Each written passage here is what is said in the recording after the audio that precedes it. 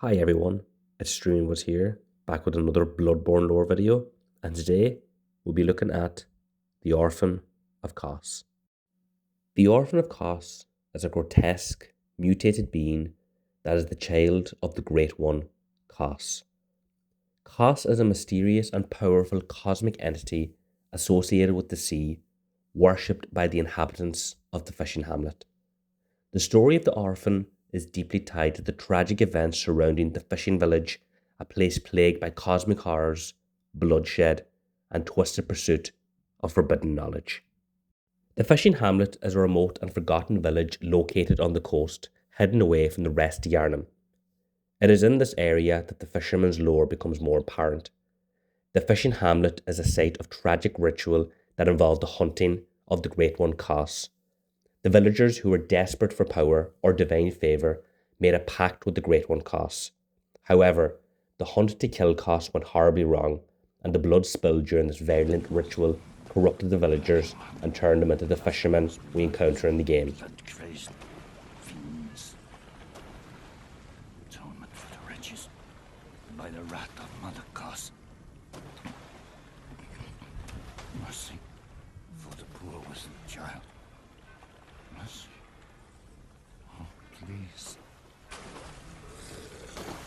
Mercy for the poor wizened child.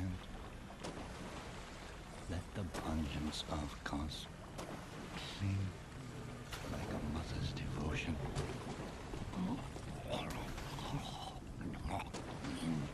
Listening to this NPC, we find out a bit more about the tragedy of Kos. Kos had washed up on the shore of the fishing hamlet, and as some were trying to exploit her for power, she was killed by the hands of the Bergenwar scholars.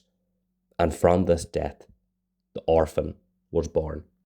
After the death of its mother, it was left abandoned, an innocent and tragic creature bound to the legacy of its slain parent.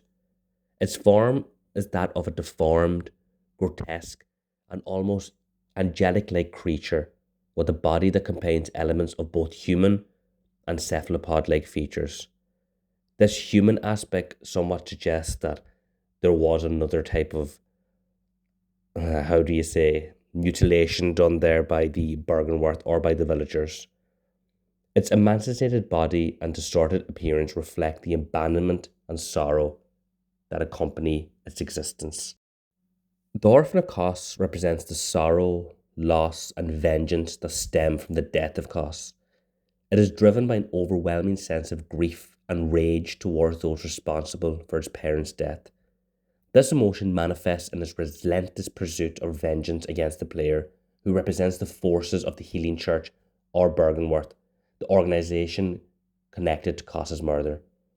The orphan is also a tragic figure in that it is never truly evil in the conventional sense, but rather a being driven by the primal instinct to seek retribution for its lost parent.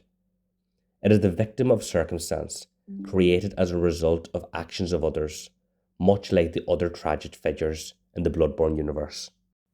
The orphan uses a weaponized version of its own body in the fight, wielding a large spike and wing-like appendage, almost like its umbilical cord. Its movement is erratic and has a number of powerful and devastating attacks, including huge shockwaves of energy and quick and punishing strikes. Throughout the battle, its sorrow and rage are conveyed through its primal cries, making it one of the most emotionally impactful and difficult fights in the game. The Orphan of Kos serves as a perfect embodiment of the key themes present in Bloodborne: birth, death, and the tragic consequences of seeking forbidden knowledge. Its grotesque appearance and anguished behaviour symbolises the perils of interfering with the natural order and the cosmic forces in the game. Grief and vengeance. The orphan's role in the story is tied to the suffering caused by the death of Kos. Its rage is not born of malice, but of the grief of losing a parent.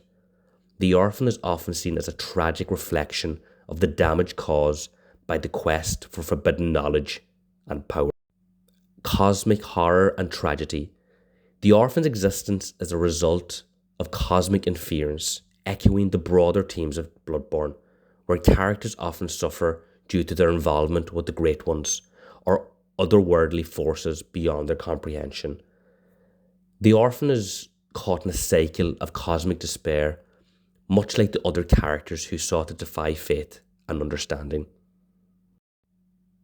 A warning against transgression. The orphan's quest for vengeance can also be seen as a warning against the dangers of meddling with forces beyond the human understanding, a recurring motive throughout the game's lore. Kos's death represents the consequence of attempting to manipulate these forces, and the orphan's actions reinforce this idea. The Orphan of Kos is both a villain and a victim. Its existence is the tragic result of humanity's hubris.